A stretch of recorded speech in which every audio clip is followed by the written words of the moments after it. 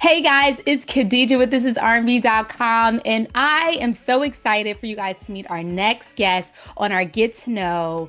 We have an upcoming R&B, reggae, African fusion artist, Deportee. Welcome, welcome.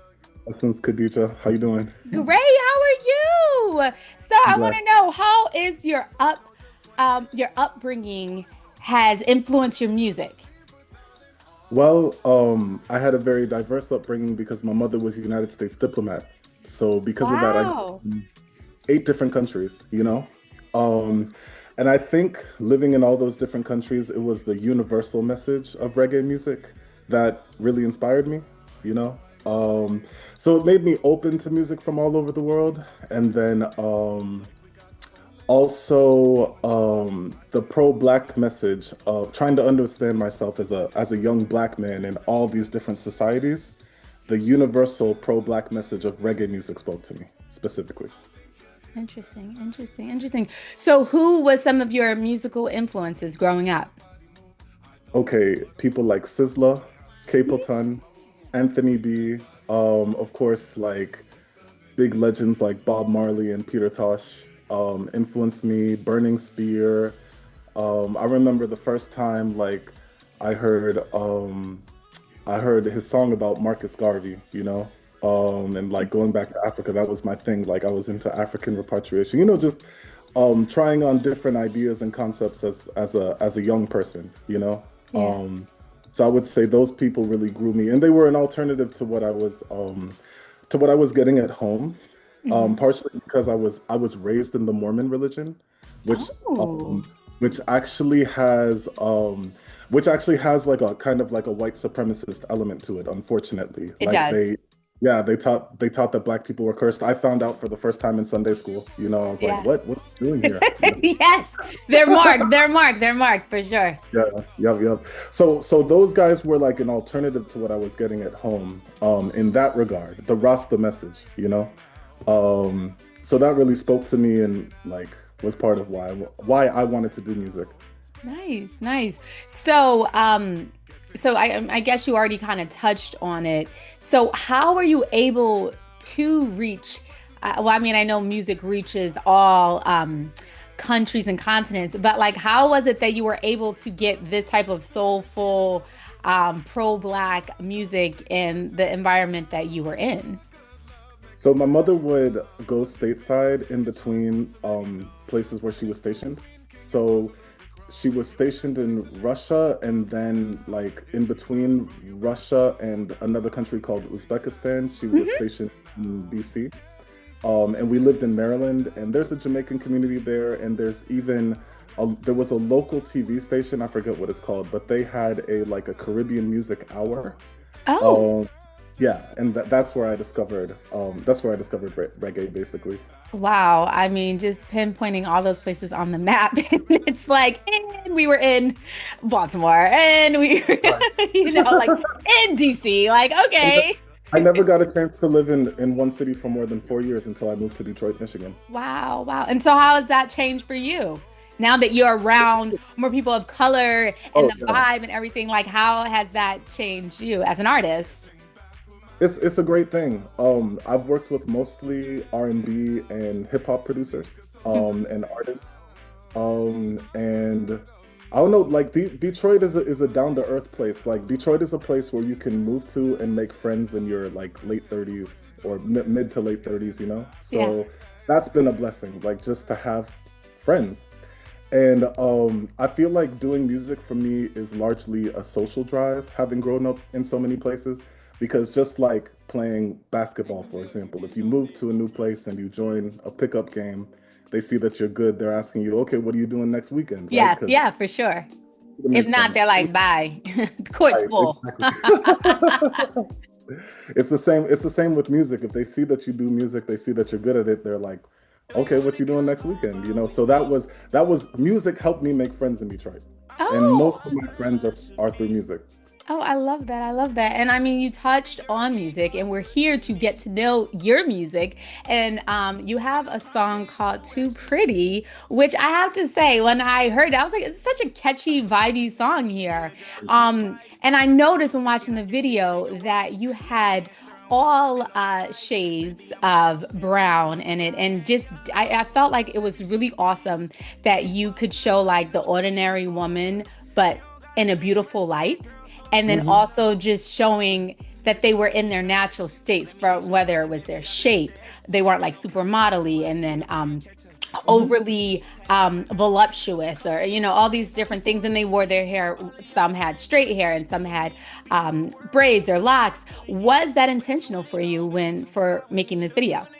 You know what? I didn't choose the models, but when I Oh, showed, I was pleased by the diversity of like the girls and just the normalness of them. And like we all hit it off on set. We all had a bunch of fun. We all had a lot of fun, and we were all like, the girls who went before the camera, everyone else, myself included, was encouraging them and hyping them up. oh, They felt nice. like normal, down to earth people, and that's what I love. I love real people. So I'm proud. I'm very proud of that aspect, even though I'm not the one who chose the model. Oh wow, that's awesome. That's just, it sounds like it was a good vibe. I mean, you could tell by the energy that it was like just oozing out off of the screen of, just seeing the women looking like they were having a good time. You look like you were having an amazing time. I mean, but what man wouldn't with all those gorgeous women around him? Right, right. Yeah. Yes. So, if you weren't doing music, what would you be doing? Well, I am an attorney. I have Well, there you have it. There I you have have my it. I have my own law firm. That's why I moved to Detroit, by the way. I was scouted by a law firm in Detroit, out of the University of Illinois College of Law. And I have a veterans benefits practice. I help the veterans get their benefits. Oh my gosh, that's amazing. I mean, you're more than just an artist. You do incredible, incredible things. That's so exciting. So, if a new follower comes to your page, comes to your music, what do you want them to take away from it? Mm, well, I my music touches on so many different things and creates like so many different vibes, but I hope that they see very quickly that this is someone doing something different, you know? Yeah. That there's like, because that's what I'm drawn to musically. I get excited when I discover an artist who, oh wow, they're doing something different instead Yeah. of like, oh, I've heard that before. So Yeah. like like you said, it's a fusion. I feel like almost it's like every single I put out feels like a different genre to me at least, and Yeah. I've Yes, I can see that. you know what I mean. Yes. So I hope that they like, I guess, expect the unexpected, and that they like that, and that they follow me because they want to be surprised. Nice, nice. So, what are some of your dream collaborations? Oh man, who would I dream? Oh, there's an artist, a woman that wears the hijab, from Canada actually. Oh. Why am I blanking on her name? Um, Her name is Nemesis. Nemesis is my dream collab. Wow, wow. Okay, Nemesis, if you're listening, hello. Let's hook Yeah, this up here. Let's make it happen, make it exclusive love, on love that. That would thisisrnb.com be for awesome. sure. Yes. Uh-huh. Yes. So what new music are you working on? Are you going on tour? Are you setting up shows? Like, what can the fans expect? Well, there's a reggae promoter named Stampede, anywhere you at, big up yourself. Um, he's been promoting Too Pretty in Colombia, and we actually rewrote the first four lines of Too Pretty in Spanish. And Oh, can we get a I want preview? sure. So in Spanish, so in English, it's, "Hey, I got something to tell you. You're the prettiest girl on the dance floor. We both know just one dance won't do. I'm not gonna leave without an encore."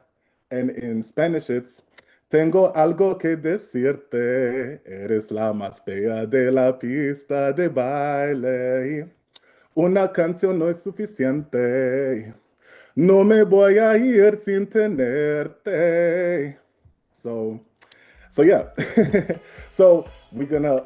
I think Two Pretty Spanish will be Okay. coming out Okay. sooner than later. Yeah, Oh, yeah, yeah, awesome. That's yeah. incredible. So, Yes, do indeed. you speak other languages? I mean, since you've been all around the world, how many languages do you speak?